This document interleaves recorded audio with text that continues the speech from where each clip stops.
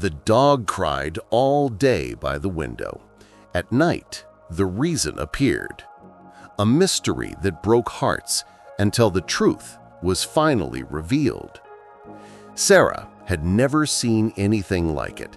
Her golden retriever, Max, sat motionless by the living room window, his amber eyes fixed on the darkness outside. But it wasn't his stillness that worried her.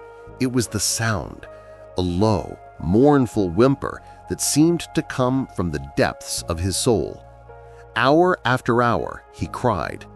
He refused food. He ignored his favorite toys. He just sat there, staring, waiting, whimpering at the window like his heart was breaking. What could make a dog cry like that? What was Max waiting for? The answer would come when night fell, and it would change everything Sarah thought she knew about her loyal companion. The day everything changed. It started on a Tuesday morning.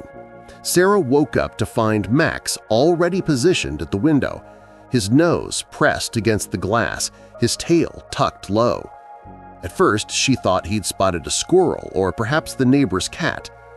But as minutes turned to hours, his behavior became increasingly disturbing. "Max, come here, boy," she called, patting her leg encouragingly. Max didn't even turn his head. His focus remained locked on whatever lay beyond that window. She tried everything. She brought his bowl of kibble right next to him. He didn't sniff it. She waved his beloved rope toy in front of his face. He didn't blink. She even opened the back door, something that usually sent him bounding with excitement. Nothing worked. If your pet suddenly changed their behavior like this, would you recognize the signs of something deeper happening? The whimpering grew louder as the afternoon dragged on. It was a sound Sarah had never heard from Max in all their 7 years together. Not a bark, not a howl, but something more primal, a keening that made her chest tighten with worry. Searching for answers. By noon, Sarah was on the phone with her veterinarian. "Dr. Martinez, something's wrong with Max. He's been crying at the window all morning. He won't eat, won't move, won't respond to me at all." Dr. Martinez asked the standard questions. Had Max eaten anything unusual? Was he limping? Did he seem to be in physical pain? The answer to all was no. Max seemed physically fine. It was his behavior that had transformed overnight. "It could be anxiety," Dr. Martinez suggested. "Sometimes dogs can sense things we can't. Changes in barometric pressure, distant sounds beyond our hearing range, even earthquakes before they happen. Monitor him closely, and if he's not better by tomorrow, bring him in." Sarah thanked her and hung up, but the explanation didn't sit right. This felt like something more specific, more purposeful. Max wasn't anxiously pacing or displaying general distress. He was focused.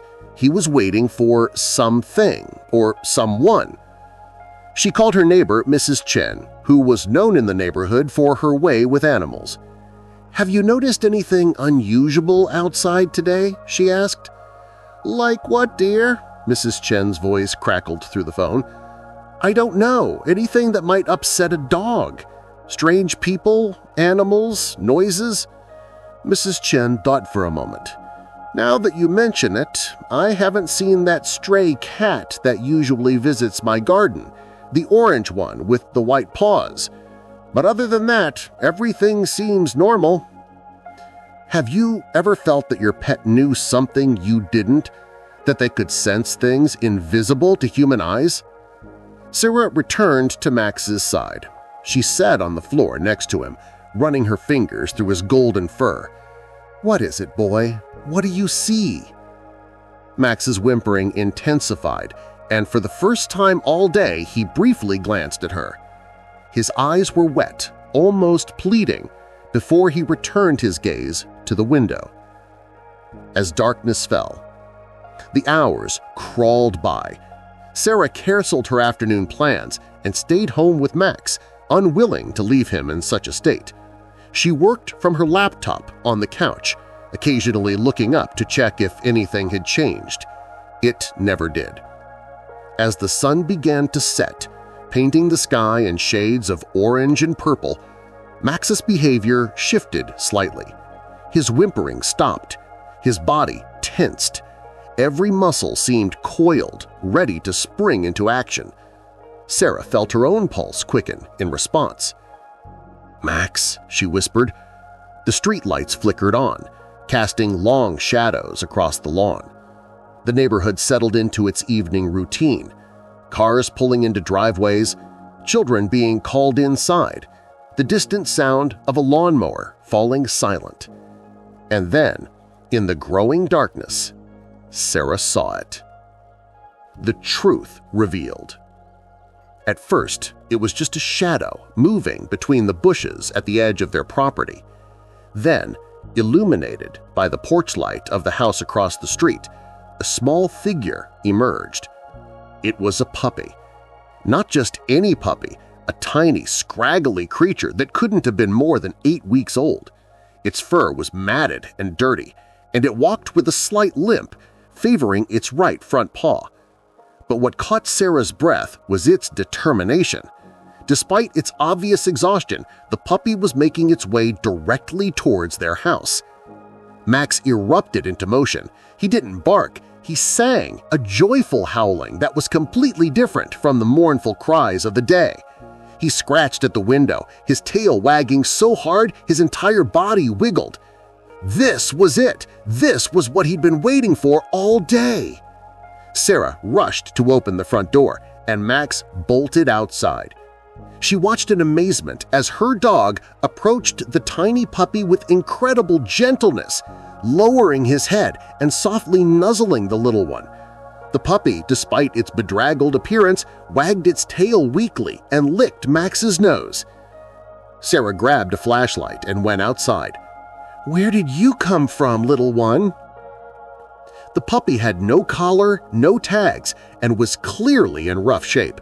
But as she got closer, she noticed something that made her heart skip. Around the puppy's neck was a piece of twine with a small, weathered tag. She carefully untied it and held it up to the light. The tag was handmade with childish handwriting that read, "Please help me. My name is Scout. I'm trying to get home." On the back was an address Sarah recognized. It was from a neighborhood nearly 3 miles away, across the highway and through the woods. This puppy had traveled an impossible journey for such a tiny creature. Pieces of the puzzle. As Sarah cradled the exhausted puppy in her arms, with Max anxiously circling her legs, the pieces began to fall into place. She remembered reading a post in the neighborhood Facebook group about 2 weeks ago, a family desperately searching for their missing puppy that had somehow escaped their yard during a thunderstorm. She ran inside and pulled up the post on her phone. There it was. Missing puppy. Golden retriever puppy, 8 weeks old. Answers to Scout. Last seen on Maple Street. Our children are heartbroken. Please, if you find him, call immediately.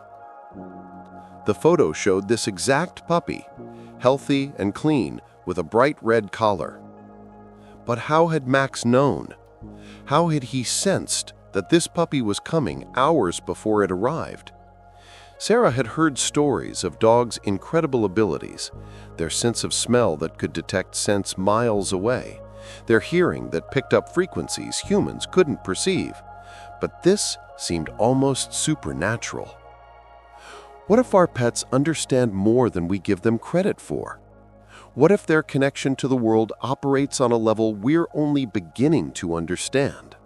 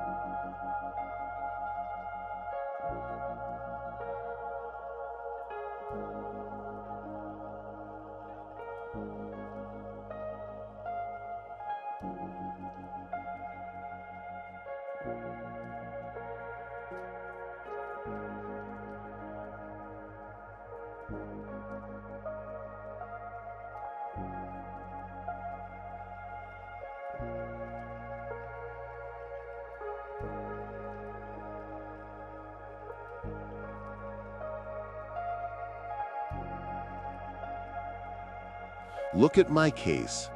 I get better all the time at understanding what you are saying, but there is a lot of information we don't know the answer to exactly about terrifying superhero magic, Ben Brown. I'm just imagining how we can do it. If you don't like it, don't use it. That's all I can say. You can assume that there is no foolproof simulation that you're showing the gills on your neck without looking. We can only guess what characters are contained in the curses. Please don't delete the ongoing story post by using the delete button.